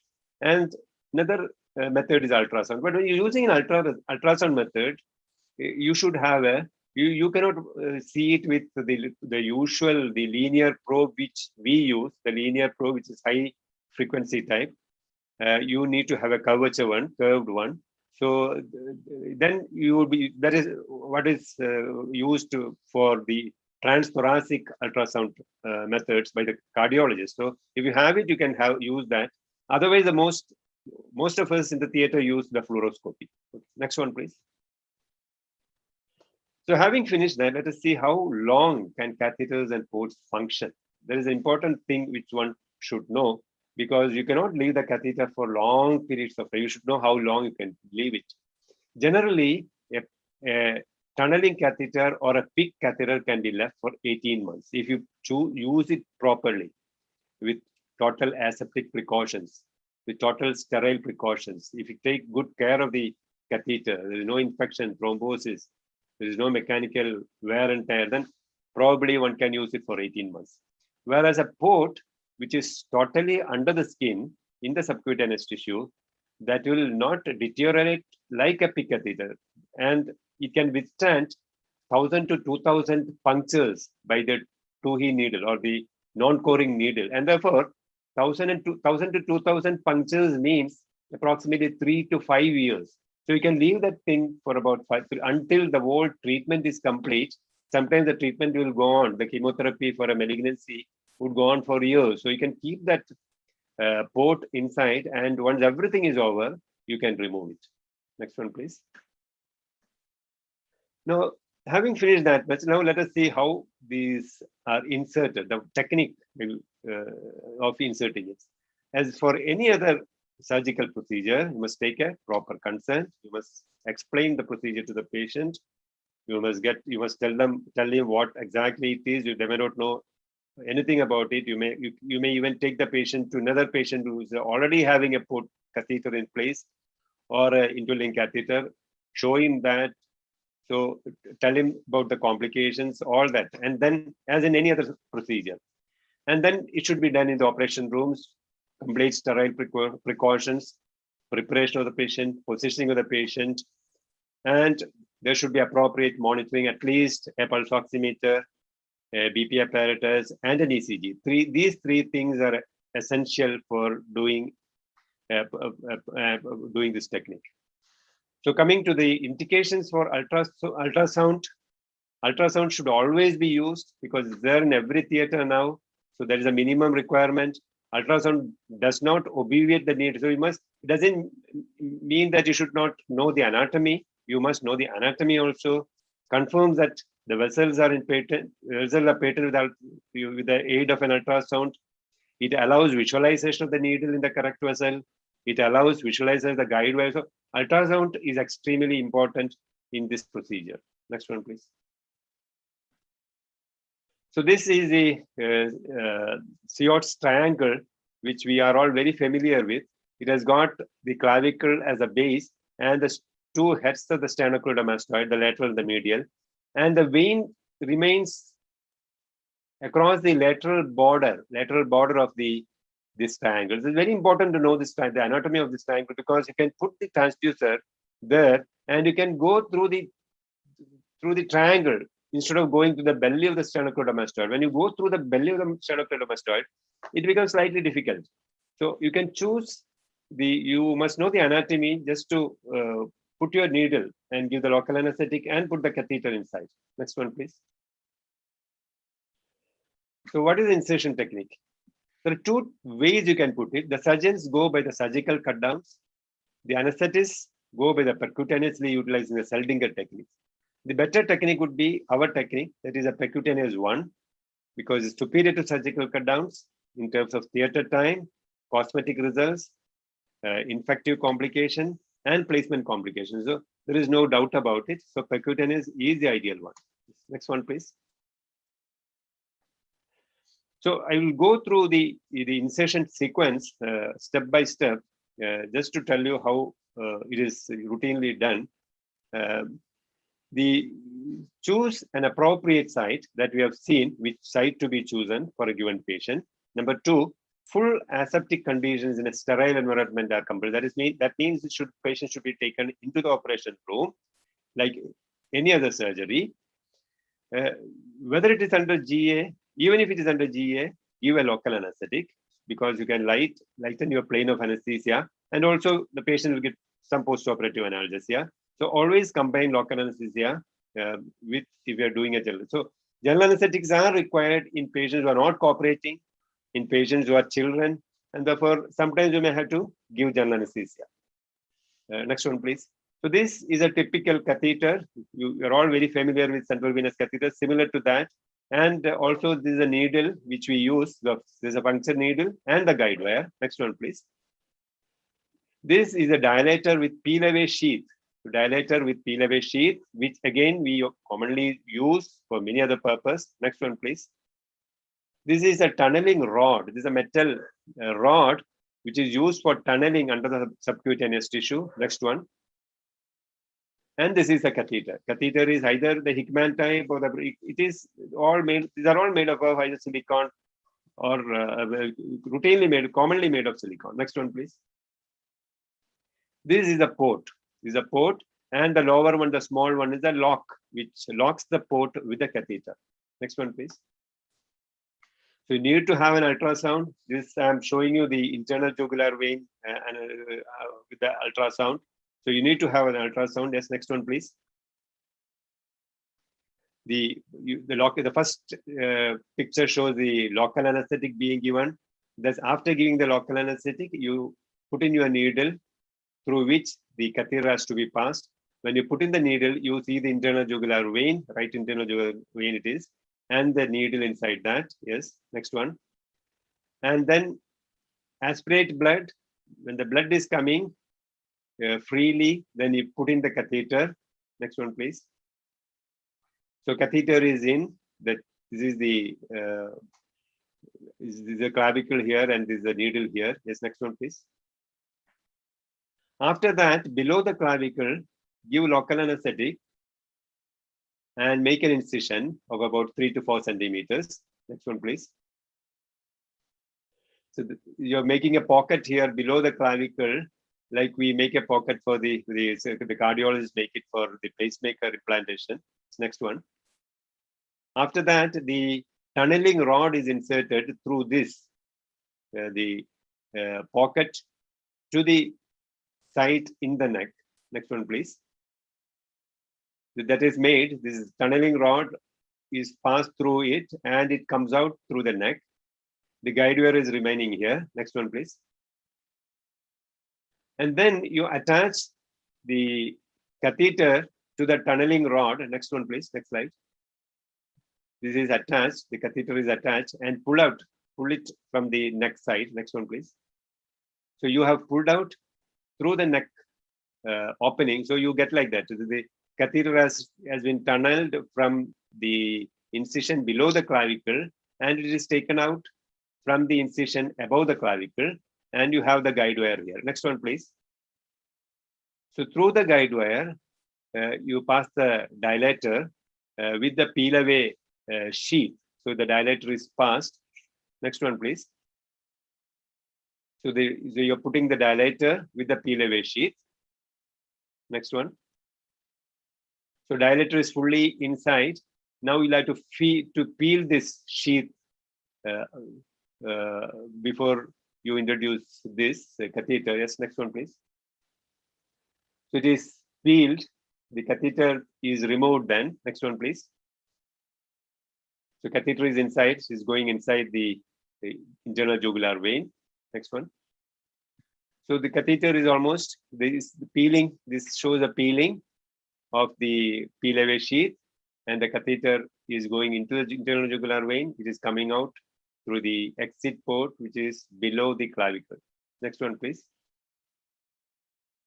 So that is, after that, you cut the excess catheter, you cut the excess catheter, and then insert the locking system. Locking, this is a locking thing which has to lock the catheter with the port.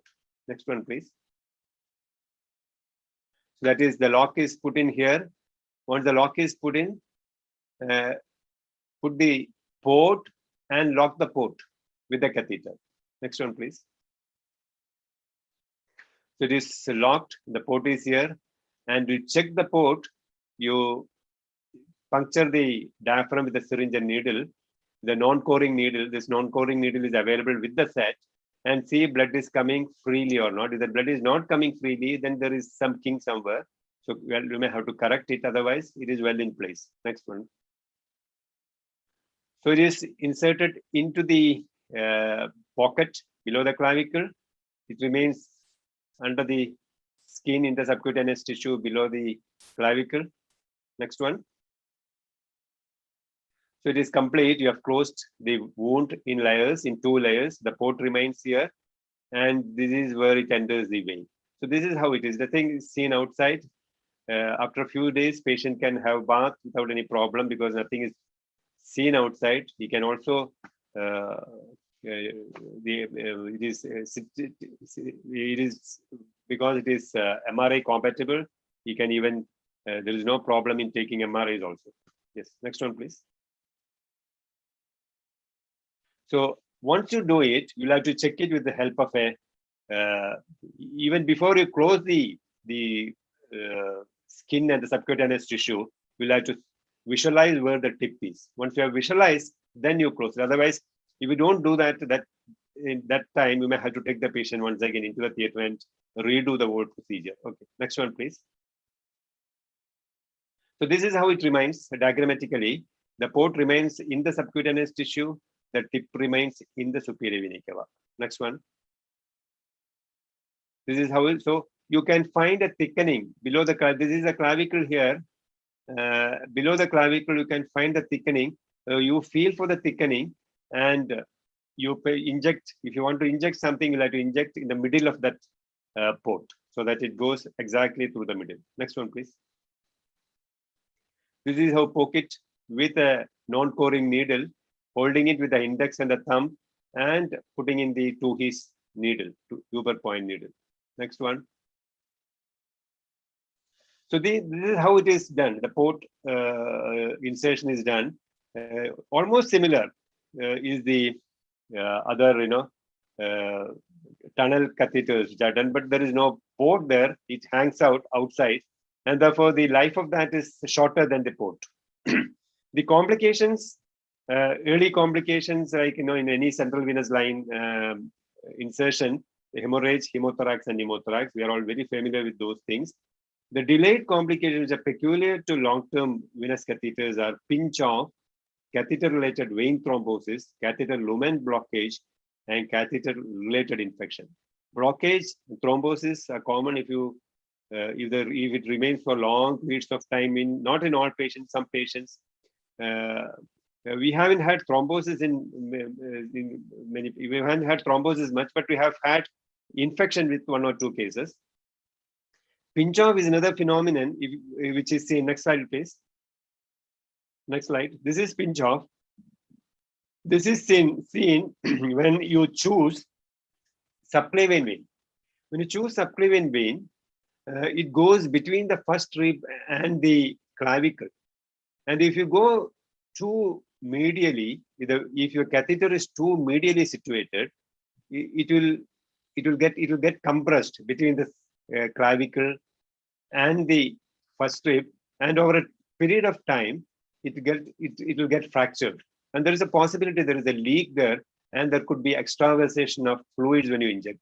So this phenomenon is seen when you choose subclavian. That is the reason why subclavian is not chosen for prolonged catheter insertion. Next slide, please.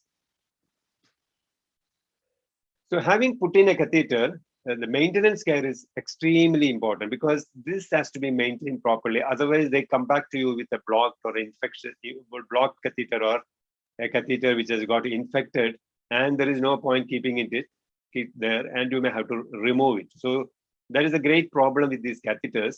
And therefore, you have to train the sisters who are using it on a routine basis. They should know how to do it, how to flush it, and how to maintain it. The patient should have proper education regarding keeping it safely with sterile precautions. So use sterile technique.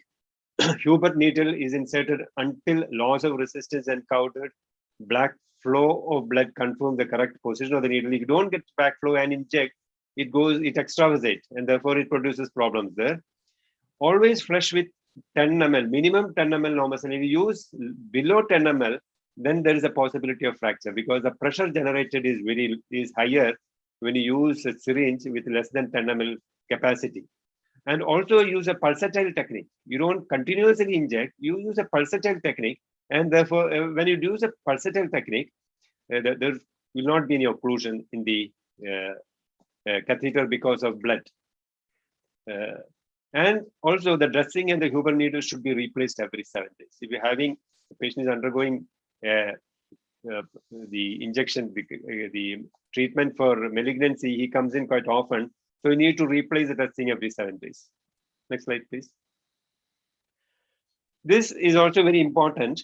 Flushing is very important because if you don't flush on a routine basis, it will get blocked. The only advantage of the Groshong port is that it doesn't require heparin. You can flush it normal saline. So flush it whenever you use it. After each medication, you have to flush it with saline and heparin. The heparin is 10 units per ml. And if you withdraw blood through that, you may have to use larger quantity of saline, 20 ml saline, and again heparin solution. When not in use also, you'll have to keep it flushed at least once a month when not in use. The only advantage, as I told you, the Groshong port, it doesn't require heparin. Otherwise, it is all almost similar. For tunneled catheters, again, you will have to heparinize it. You flush it and lock it with heparin solution. The one difference with the hemodialysis catheter is you have to use more concentrated heparin, at least 1000 units per ml. So it's very high concentration when compared to this. And therefore, one has to be very careful when using a hemodialysis catheter in the operation room. You cannot directly use the hemodialysis catheter in an emergency because the whole heparin which is used there, it is in the port, which is in the catheter, and you are pushing it into the body. So you have to remove it first and then connect whatever you want to inject. So you have to be careful when using a hemodialysis catheter because it contains a concentrated solution of heparin. So this is extremely important because once you're using it, you must also know how to maintain it. Otherwise, once he leaves the theater, without any proper flushing, the catheter will get blocked. So having finished this, let me conclude. Next slide, please. This is extremely important. Knowledge about long-term venous access, especially because you get more number of patients in the operation room with these catheters. It's very important that we know about it. The handling protocol, how it is used, and also the insertion of the device should be learned. The anesthetists are the first person to do it, and therefore it is always better to, because it's easy for us to learn this technique because we are always doing this central venous line catheterization. An anesthesiologist should take the opportunity to lead the vascular access team and set protocols and train nurses. Thank you.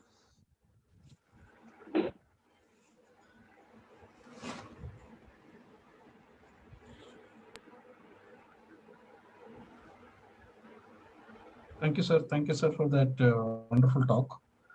And I think if you're okay with it, we'll take some questions. Not audible. Hello, sir. Audible? Vijesh, not audible. Vijesh? Yes, sir. Thank you, sir, for that wonderful talk on long-term venous, on long-term devices, that's on the venous catheters and different types. Can we take up some questions that has come up in the chat box, sir? Yes, definitely. And I think some of them have answered those questions. There are 1, 2, 3 questions. Okay. That is good. Before the presentation or after the presentation? Along with the presentation. Good. Sir, the first question is how to position the catheters using C-arm so accurately? When you enter the atrium, then it becomes, it starts moving with the beat of the heart. It continuously moves with the beat of the heart. And also, it is just above the carina. If you take an X-ray, it is just above the, or at the level of the carina, or just below, around the carina. This is how it is marked. So for these long-term catheters, do you give any anticoagulants, warfarin or acetron to these patients?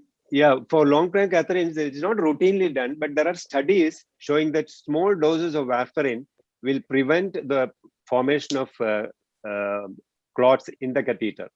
So occlusion can be, there are studies, but they say that for small amount of warfarin may be given, but we don't usually give it, but there are reports. So have you seen any instances of extraluminal thrombosis, fibrin sheath formation, and you're not able to remove the catheter? No, we haven't seen it in our institution, but I've seen cases of thrombosis because of the catheter placement. Okay. Sir, and after this procedure, would you like to give any antifibrinolytic or anything of that sort to prevent? No, that is not routinely given. Not routinely given. Heparin lock is the ideal thing. Heparin lock. But sometimes if it gets blocked and the patient comes to you with a blocked catheter, and then once a clot is formed, heparin will not act. It will only prevent heparin, the clot formation. And then in that case, one may try drugs like streptokinase or something, a small dose, and pushing it in, because removing it and putting it is a big task, and it's very money consuming also, finance. So one could try this with streptokinase, something like that. They inject streptokinase inside and keep it for some time. Yes, with pulsatile force. Yes. Is it successful, sir?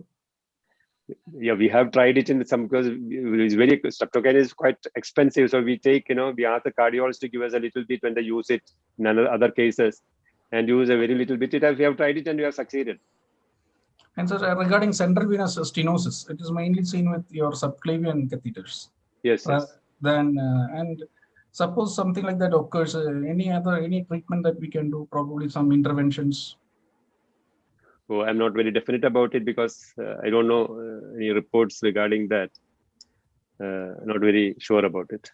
Okay, sir. Then there is a question in the chat box.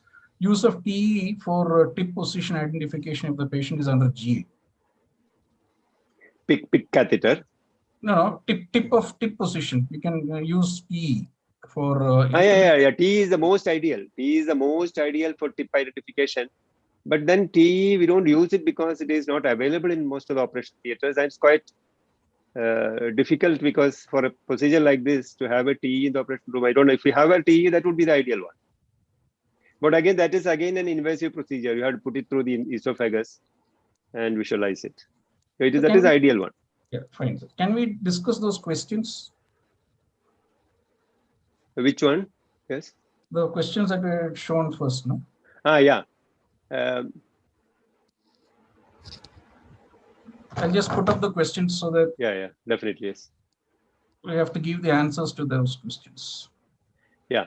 Which site of central venous PICC line is best for long-term use? I've already told this in the lecture. It is the basilic vein, because it is larger than the cephalic vein. It is medially placed, and it is in direct continuity with the axillary, the superior vena cava, the subclavian and the superior vena cava. So it goes in more easily than the cephalic vein. So if you have basilic vein, that would be the ideal. Yes. Techniques related to complications are most likely to occur with which site? Yeah. It is with the subclavian, because subclavian vein, it's very difficult to stop bleeding if it occurs. Suppose if it goes to the subclavian artery, you can't press it. Number two, the subclavian vein will not get distended if you put the patient in the Thunderberg position. and therefore subclavian vein. Whereas with basilic, external jugular, internal jugular, femoral, you know what to do. You can provide compression and all that. But subclavian, no. What is meant by pinch off? I've told you, because the catheter will get compressed with the clavicle and the first strip, and there is a chance for fragmentation or fracture of the catheter. And, yes, so subclavian is not an ideal one. Which central venous access device is entirely under the skin? Naturally, it's the port. You don't see it outside at all. It remains under the skin. Thank you, sir, for discussing those questions. And you had mentioned all that in your talk also. Okay. I think that was a wonderful session from Ramdas sir. And if there are any other questions from seniors, they can unmute and ask. Seniors, if they want to ask any participants, if they want to ask any questions, they can unmute and ask. Vijay sir, we appreciate the presence of Chakkar Rao sir and Gurudat sir. So, there's one more question. Any tips for maintaining our regular peripheral IV cannulas, 20 gauge, in patients with very difficult to get veins? Practical tips from your end. Peripheral IV cannulas are the only thing. You don't use force, too much of force to inject something. So if you use too much of force, then it would get damaged. Number two, dilute whatever so antibiotic you want to give, dilute it sufficiently and use it. And number three, lock it with a heparin solution, so that it won't get blocked. These are three things I can tell you to prevent it. Thank you, sir. Any questions from the senior faculty? We are very happy, sir. Excellent talk. Thank you, sir. Definitely, I'm Dr. Chakkar Rao from Andhra Pradesh. Thank you, sir. Thank you, sir. Very happy, sir. And of course, I have never heard an excellent talk like this on a central catheter. Every time we keep it and think it is a very easy thing. But when you have described it at length, we know how we have missed many of the points, but thank you very much, sir. Thank you. Thanks a lot. Thanks a lot, sir. Thanks a lot. Sir, one more question, sir. How do you remove these once the collagen sheath is fixed? Can you say something? that is a good question. That is a good question. I've told you there is a Dacron thing, around the catheter that will get fixed to the subcutaneous tissue. So when you're removing it, you have to feel for the Dacron sheath. You can feel it. You can pull it. You can find the traction along the skin, and you have to make the incision on the Dacron and not on the exit side. Only if you put on the Dacron sheath, then only you can. And always remove the cardiac part, the catheter which is inside the body first, because if you cut it accidentally, it will embolize. It will go into the system. So always remove the part which is there in the superior vena cava first. So remove the Dacron sheath, cut it, and remove the catheter, taking care that doesn't leave your hand and goes into the heart and migrate. Yes. So you have to first make an incision on the Dacron sheath after palpating it below the clavicle, and then dissect it out and then pull out the cardiac end first. Yes, that is it. Yes.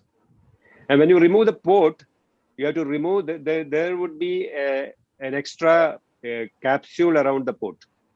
So if you don't remove that capsule, if you don't remove it, then there could be a collection of blood into it, or there could be infection later on. So you have to remove that sheath also. It's not just port removal. The whole tissue around should be removed. Thanks. Any other questions? Any other comments from senior faculty?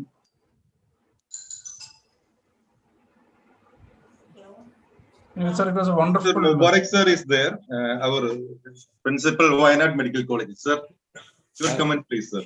Yeah, Vinil, I wanted to attend. I couldn't attend it. Just Ramdas sir talk in between. I could join, and in between I had phone call. So it was a nice talk, but unfortunately I could not attend it fully. Yes. Anyway, congratulations for your new post. Thank you, sir. You are with me at Prichur. From Prichur. We are colleagues, and at that time only you left Baby Memorial. So we are constantly in touch after that. And I always wanted to listen to your talks, being a good academician. And I always, okay. So I just joined, I could join late, but in between I had a few phone calls and all, so I could not continuously.